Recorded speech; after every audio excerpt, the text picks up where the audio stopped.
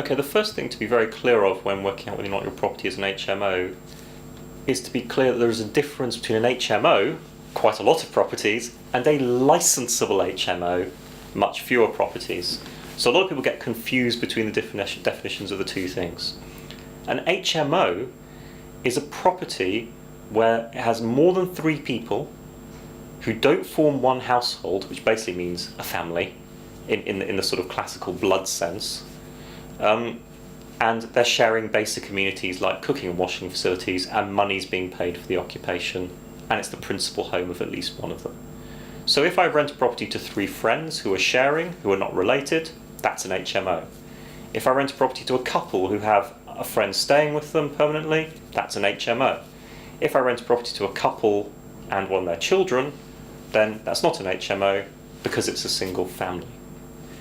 So lots of properties are HMOs, including quite a lot of sharing arrangements. Much fewer of those properties will be licensable. Whether a property needs a license or not is a little bit dependent on where it is.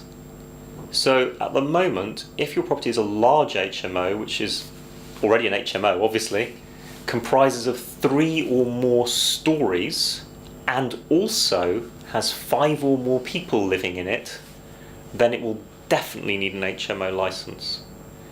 In some areas, individual local authorities have what's called additional licensing, where they will seek to license other HMOs of different criteria, either based on their geographical location within that local authority's area, or depending on their precise occupation.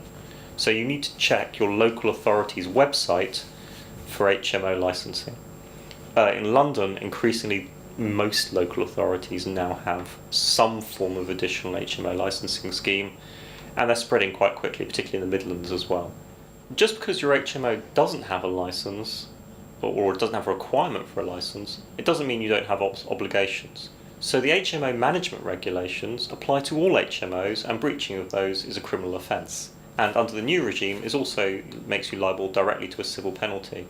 So the HMO management regulations have a whole lot of things in them, but key items: you must have an electrical safety inspection of fixed wiring every 5 years.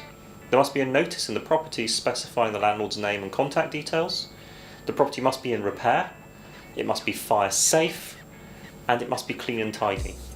There are other obligations, but those are the most important ones. So it's important to be aware that just because your HMO doesn't need a license, you don't actually have obligations in respect of it.